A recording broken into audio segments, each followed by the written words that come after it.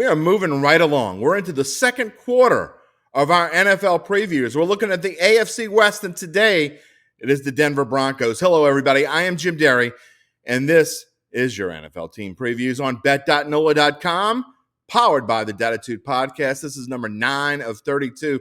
The Broncos, what are we thinking? Well, you know what we're thinking. When we talk about the Denver Broncos, we're looking at Russell Wilson and their newfound quarterback. Trade with Seattle in the offseason. A big deal. Why? Because the Broncos haven't had a decent quarterback since Peyton Manning led them to Super Bowl 50, and that was 7 years ago. Seems like longer than that, doesn't it? Is it going to make that much of a difference for the Broncos? That is the biggest question I have more than anything. We're going to get to our predictions in just a minute. But first, let's look at the numbers. And when you look at the numbers of the Broncos and you compare last year, 8.5 was their predicted win total last year. They only got to 7. We had it on the number. This year, they jump all the way up to 10. And not only that, you have to pay a premium. You have to pay the juice, minus 110. You got to bet $110 if you think the Broncos are going to go over that 10 number. They are in a tough division with a tough schedule. Are they going to be able to do it?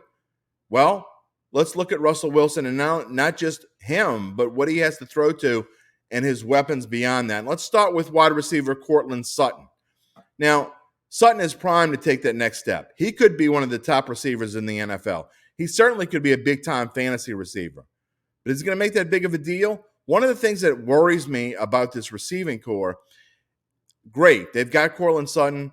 Great, they've got Jerry Jeudy, who's a speedster from Alabama, who after his rookie season, he certainly should be better than he was last year. But they lose tight end Noah Fant in part of the trade. Now, this is going to go unsung. It's not going to get that talked about all that much. Noah Fant, to me, was a top 10 tight end in this league. And when you lose a guy like that, it's certainly going to hurt you. Is it going to make that much of a difference? We go down to their running backs. And look, I am a huge fan of Javonte Williams, just a big-time fan of Javonte Williams. He could rush for 1,000 yards, 1,200 yards maybe. He was right on the cusp of 1,000 last year because he literally split time with Melvin Gordon. I think they both had exactly 206 carries, somewhere right around there. Whatever it was, they had the same exact number as the other one. And Javonte Williams, he's definitely ready to make a move, whereas Melvin Gordon, to me, is going the other way. He's getting a little bit older. He's going down, but still a great compliment to Javonte Williams. I would be shocked if Williams doesn't have more carries this season, barring any sort of injury concerns. Now, when you talk about this running game, they did just fine. And you look at their overall ranks, though, where they struggle. They struggled passing, offensive ranks, 19. Okay? Obviously, the defense is the strength of this team. For them to be anywhere near that 10 number, that offensive rank number is going to have to jump from 19 to probably about 10. Meanwhile, their defense is going to have to stay right around where they were, 8th or better. And you talk about their defense, can they stay 8 or better? Well, they got Randy Gregory in free agency from Dallas. Randy Gregory, a great edge rusher, but already with some injury concerns that worry me a little bit. They don't pick up. They have Justin Simmons in their backfield. Denver has a really good defensive backfield, and you have to have one in this division because, you look at the other teams in this division, Kansas City, the Chargers, even the Las Vegas Raiders and Derek Carr. They all could throw the football. They all could have 4,000-yard passes, so you have to have a great backfield, and the Broncos have a good one in Justin Simmons. But here when we talk about the Broncos and we look at their schedule, this is what gets me. And overall, when you look at it, and although it's just the 15th toughest in the NFL, and it starts easy enough at Seattle and against Houston, very funny, by the way, NFL putting Seattle first with the big trade. Russell Wilson going back to his old stomping grounds and starting off in Seattle. But then you look at it, and it gets so much tougher really quickly. San Francisco at Vegas is going to be a lot better. Maybe not a lot better, but at least as good as they were last year. Indianapolis at the Chargers before they get another break with the Jets in Jacksonville. But then you get another turn. Later on in the season, it gets super tough, in my opinion, at Baltimore, Kansas City, Arizona, at the defending champion Rams, at Kansas City again, the Chargers. This is a really tough schedule with maybe some easy streaks in it. In fact, of the 4 teams in the AFC West, they probably have the easiest schedule, but it's not easy by any means.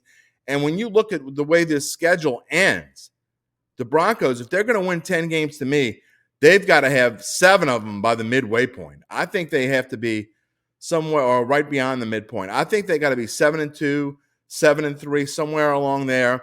They get at Carolina is a good one for them, but then you go through that gauntlet, those final 6 games, and to me, that is one heck of a stretch. To me, you need to be 8-3 by there, right? You're playing those final 6 games against that schedule, you got to be 8-3 there. I just don't think the Denver Broncos can do it. I like this team. I love Russell Wilson. I think they're going to be improved over last year. How can you not be? But you're talking about a quarterback that's just fitting into a new team.